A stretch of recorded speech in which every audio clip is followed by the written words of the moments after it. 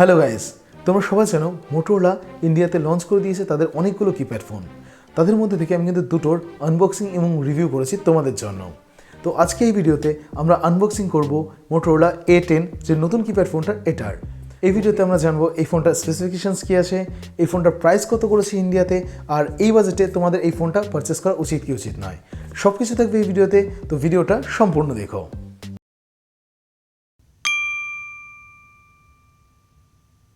Gas, এই ফোনটার কথাই আমি তোমাদের বলছিলাম, মোটোরোলা A10। এটা একটা নতুন কিপ্যাড ফোন মোটোরোলা লঞ্চ করেছে ইন্ডিয়াতে। তো এই সাইডে আমরা কিছুই দেখতে পাচ্ছি এবং পিছনে আমরা দেখতে পাচ্ছি কিছু স্পেসিফিকেশনস এই ফোনটার সম্বন্ধে, এবং এই সাইডে আমরা কিছু দেখতে পাচ্ছি না। তো চলো গ্যাস, এই ফোনটাকে তাড়াতাড়ি খুলে ফেলা যাক। আমার হাতে রয়েছে সেই মিশরীয় সভ্যতার চাকু, জাস্ট আর কি মারছিলাম, তেমন কিছু না। তো তাড়াতাড়ি এটাকে খুলে ফেলা যাক।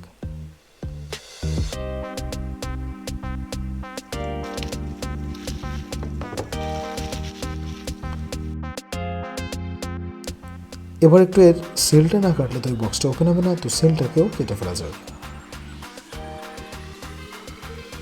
বা ভাই, খুবই টাইট, এটাকে সহজে টানলে কিন্তু খুলছে না, তোমরা দেখতেই পাচ্ছ। ফাইনালি আমি বক্সটাকে ওপেন করতে সক্ষম হয়েছি। এটা হচ্ছে আমাদের ফোনটা। তো এটাকে আপাতত আমরা সাইডে রেখে দিচ্ছি এবং দেখা যাক বক্সের মধ্যে আর কি আছে। তো বক্সের মধ্যে থেকে সব কিছু বের করে ফেলা যাক। এর মধ্যে কিন্তু আর কিছুই নেই। এখানে আমরা দেখতে পাচ্ছি এখানে রয়েছে আমাদের চার্জারটা।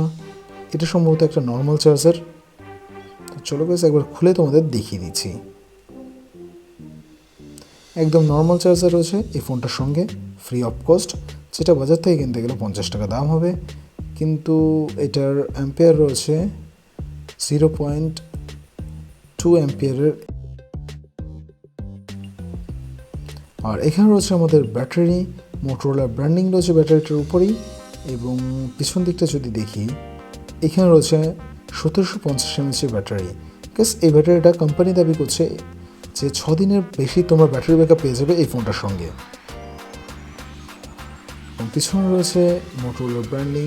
তো এবার চলো উপরে আগে সিলটা খুলে ফেলা যাক, তারপরে বাদ বাকি ফিচার্স দেখে নেব। র্যাপারটা তো উঠে গেছে, এবার একটু ওভারভিউ করে নেওয়া যাক আগে, তারপরে সব কিছু জানা যাচ্ছে। তো পিছনের দিকে আমরা দেখতে পাচ্ছি এখানে রয়েছে আমাদের চার্জিং পোর্ট, 3.5 জ্যাক এবং আমাদের মাইক্রোফোন। আর এই সাইডে তো কিছুই দেখতে পাচ্ছি। উপর দিকে রয়েছে টর্চ এবং পিছনে রয়েছে স্পিকার এবং এখানে রয়েছে মোটোরোলা ব্র্যান্ডিং। প্লাস এই ফোনটার সঙ্গে কিন্তু তোমরা ক্যামেরার সাপোর্ট পাচ্ছ না, তোমরা দেখতেই পারলে। এখানে যে জায়গাটা রয়েছে, এখানে একটু প্রেশার দিলেই ব্যাক প্যানেলটা কিন্তু খুলে চলে আসবে। তো এভাবে তোমরা ব্যাক প্যানেলটা খুলে নেবে। এবং এখানে দেখতে পাচ্ছ এখানে সিম 1, সিম 2 এবং মেমোরি কার্ড ভরার জায়গা রয়েছে। তোমরা ডুয়েল সিম এবং মেমোরি কার্ড একসঙ্গে ভরতে পারছো। তো চলো এবার ব্যাটারিটাকে এর মধ্যে ভরে ফেলা যাক।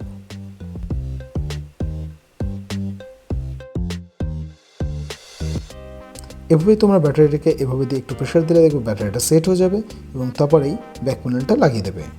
ঠিক আছে, ব্যাক প্যানেলটা কিন্তু প্লাস্টিকের তৈরি, তাও ঠিকঠাক কোয়ালিটির, কিন্তু যদি পড়ে যায় একবার ভেঙে যাওয়ার চান্স আছে। তো এটাকেও আমরা আপাতত সেট করে ফেলছি। একদম কমা কোয়ালিটির প্লাস্টিক দিয়ে তৈরি।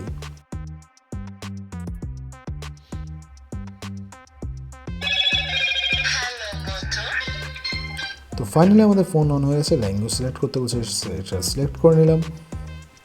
এবার আমরা দেখতেই পাচ্ছি ফোনটা আমাদের অন। প্রথমে যদি এই ফোনটার কিপ্যাডের কথা বলি, কিপ্যাডগুলো রাবারের তৈরি, ঠিক আছে। ফোনটার অ্যাটলিস্ট নোকিয়ার যে 105 মডেলটা আছে তার থেকে ভালো কিপ্যাড দিয়েছে মোটোরোলার A10। 105 যে ফোনটা, তার কিপ্যাডের 1 চাপলে মনে হয় 2 চাপছি, আর যদি মাঝখানে কোনো বাটনে কাজ করতে চাই বা মেনু বার সরাতে চাই, সেক্ষেত্রে কিন্তু খুবই প্রবলেম ফেস করতে হয়। যারা নোকিয়া 105 ফোনটা কিনেছে তারা নিশ্চয়ই জানে। এবার একটু এই ফোনটার টর্চটা চেক করে নেওয়া যাক। গ্যাস, দেখতেই পাচ্ছ লাইটের মধ্যে টর্চের আমি কিছুই বুঝতে পারছি না। চলো একবার লাইটটাকে অফ করে দিই। গ্যাস, লাইটটা দেখে খুব একটা জোরালো আলো বলে মনে হচ্ছে না। আমি অন্ধকারের মধ্যে, তোমরা বুঝতে পারছো নিশ্চয়ই যে এর আলোটার কিন্তু খুব একটা জোর নেই। তো এই টর্চটি তোমরা কিন্তু কোনো কাজে লাগাতে পারবে না এই টর্চটা। আর এই টর্চের ভরসা কিন্তু অন্ধকারের মধ্যে কোথাও যাওয়ার চেষ্টা করো না। তো চলো এবার একটু এর মেনু বারটা চেক করে নেওয়া যাক, এই ফোনটার মেনুতে কী কী আছে।